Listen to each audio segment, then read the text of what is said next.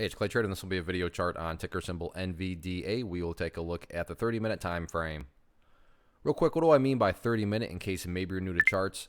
Instead of each one of these candlesticks here representing 1 day's worth of price action, which is what you would normally see, each one represents 30 minutes. So while this here may look like several days worth of time, it's actually just today's price action broken down into 30-minute time slices.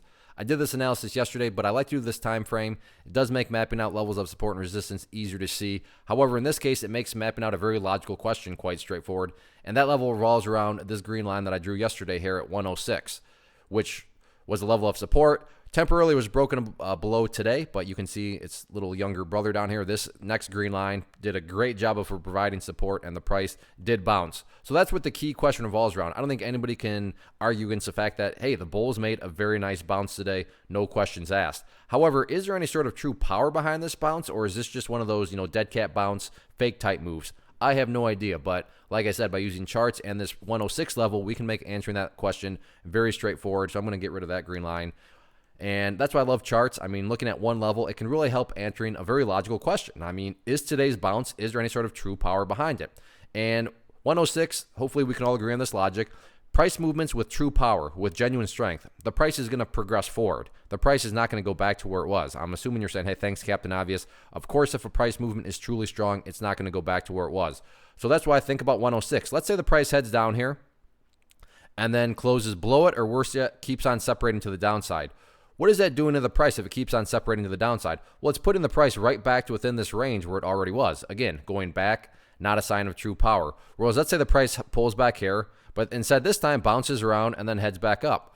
What would you have in this situation? Well, you'd have a set of lows right here. You'd have this set of lows right there. If you picture each one of those as stair steps, well, hey, now you have stair steps progressing in the upwards direction. And again, that's what truly strong moves do, right? They continue to make progress in the upwards direction as time goes by. So no doubt about it, today, very nice bounce. Is there any sort of true strength behind it? Well, let's just simply see if the bulls can start to make progress, and I'm defining progress as 106. What about future battlegrounds? I'm just going to talk about one because, to be honest, I'm more just curious, is the price going to be able to build higher bases? Not, is the price going to be able to continue to break through levels of resistance? And that key level is up there at 114. You can see during this portion on 3 separate occasions, bulls try to get up above 114 but couldn't quite do it. Again, not saying and not breaking a level of resistance is not like a huge priority. So if the price doesn't get above 114 tomorrow, I'm not saying, oh, this is a terrible day. Now, the top priority is, can the bulls start to build upon, the movement that they made today?